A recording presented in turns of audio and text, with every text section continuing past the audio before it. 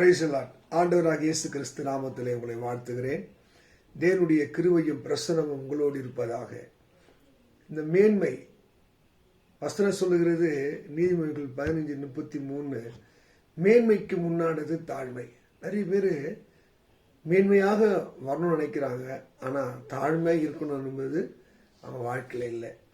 இறைவனுக்கு முன்பாக எந்த மனிதன் தன்னை தாழ்த்துகிறானோ அவன் மேன்மையான வாழ்வை அடைவான். நீதிமொழி 20:3 சொல்லுது, வழக்குக்கு விலகுவது, பிரச்சனைக்கு விலகுவது மனுஷனுக்கு மேன்மை, சிறந்தது, வெற்றியானது.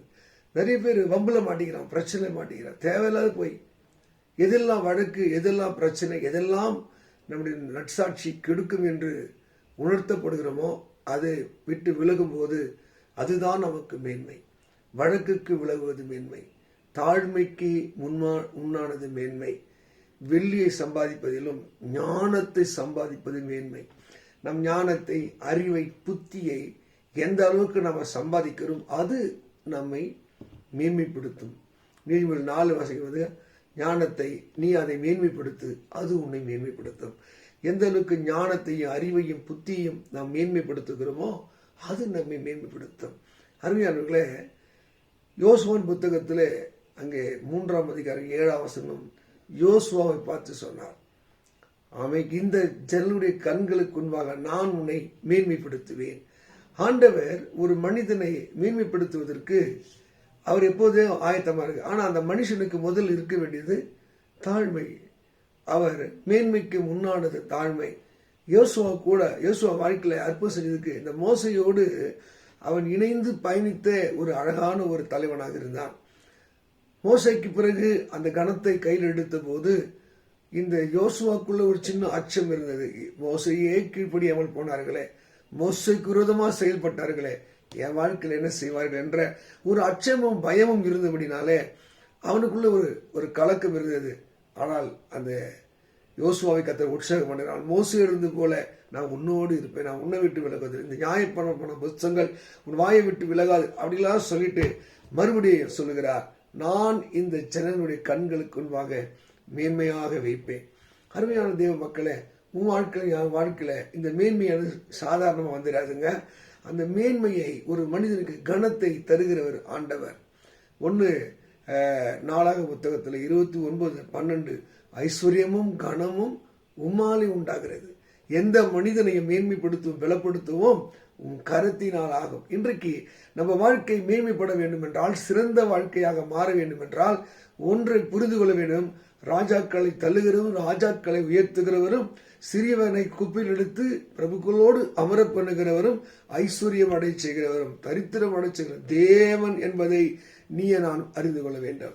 இதைத்தான் மேன்மையும் கனமும் உம்மால உண்டாகிறது.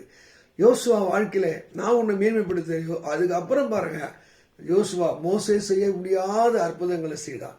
கானானுக்குள்ள போக முடியாத மோசே, ஆனா கானானை பங்கிட்டு கொடுக்க முடியாத ஒரு மேன்மையை கர்த்தர் யோசுவாவுக்கு தந்தார்.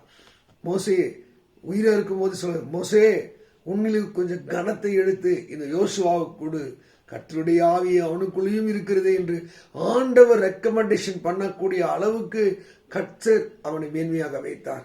தேவ மக்களே, மேன்மை, விளம்பரம் இல்லை நம்முடைய ஃபேமஸ், பேர், புகழ் இதெல்லாம் ஒரு மனுஷனாலேயோ ஒரு பணத்தினாலேயோ இல்லை நம்முடைய திறமையினாலே வராது. எந்த மனிதனையும் பிரகாசிக்கிற ஒளி அந்த மெய்யான ஒளியின் ஆண்டவராக இருக்கிறார். அதனால கொஞ்சம் தேவ சமூகத்தில் காத்திருங்கள், தாழ்மையாயிருங்கள், அவருடைய பிரசனத்தை பெறுவதற்கு ஆயத்தமாயிருங்கள். அவர் ஏற்ற வேளையை உயர்த்துவார். இதுதான் 1 பேர் 5:7 வாசிக்கிறோம். அவர் பலத்த கைக்குள் அடங்கிற ஏற்ற வேளையிலே தேவன் உன்னை என்னை உயர்த்துகிறவராக இருக்கிறார். எந்த மனிதனையும் மேன்மைப்படுத்த அவரால் முடியும். யாராயிருந்தால் மேன்மைப்படுத்த அவரால் முடியும். அவர் ஒருத்தர் உயர்த்தணும்னு நினைச்சிட்டா கண்டிப்பாக உயர்த்துவார். நான் நம்புகிறேன், நான் விசுவாசிக்கிறேன். இது உங்களை மேன்மைப்படுத்துகிற காலம், உங்களை உயர்த்துகிற காலம். எந்த ஜனம் உங்களை அற்பமாய் கேவலமாய் எண்ணியார்களோ, எந்த ஜனம் இவனா என்று சொன்னார்களோ, அந்த ஜனங்களிடையிலே உன்னை என உயர்த்துக்கு தேவன் வல்லவராக இருக்கிறார். இந்த வேதத்தில் எடுத்து பாருங்க, அற்பமாய் அங்கே கேவலமாய் எண்ணப்பட்ட எல்லாரையும் தான் உயர்த்தினார். நீ ஆதியாகமம் புத்தகத்தில் 29 படிக்கும் போது 30 வசனம் படிக்கும் போது லேயால் அற்பமாக எண்ணப்படும் போது கர்த்தர் அவளை மேன்மைப்படுத்தினார். இந்த பரிசுத்த வேதத்தில் யாரெல்லாம் அற்பமாய் இழிவாய் எண்ணப்பட்டார்களோ அவர்களெல்லாம் தேவன் மேன்மைப்படுத்தினார். உங்க வாழ்க்கை மேன்மையா இருக்கும், வெற்றியா இருக்கும். கலங்காத தேவ மக்களே, ஆண்டவர் சரியான நேரத்தில் சரியானதை செய்வதற்கு வல்லவராக. யோசுவாவுக்கு ஒரு வாக்கை கொடுத்து யோசுவாவை கனப்படுத்தின மேன்மைப்படுத்தின தேவன் உங்களுக்கு ஒரு வாக்கை கொடுப்பார். ஆதியாகமம் 12 நீங்க 2 வாசித்தா, நான் உன்னை ஆசிரித்து உன்னை பெருமைப்படுத்தி உன் பேரை பெருமைப்படுத்தி நீ ஆசமா இருப்ப. அது எப்படிங்க? அது அவரு ஒருத்தர் தான் நம்ம பேரை பெருமைப்படுத்தக்கூடிய வல்லமைப்படுத்த தேவனா இருக்கிறார். தேவ மக்களே, உங்க கண்ணீர் துடைக்கப்படும். கர்த்தர் உங்களை உயர்த்துவார். சகல ஜாதிகளிலும் அவர் மேன்மையாக வைப்பார். யோசுவா 3:7 படி இந்த காண்கிற கண்களுக்கு முன்பாக தேவன் உங்களை மேன்மையாக வைப்பார். இந்த வார்த்தையின்படியே தேவன் உங்களை ஆசீர்வதிப்பாராக. ஆமேன், ஆமேன்.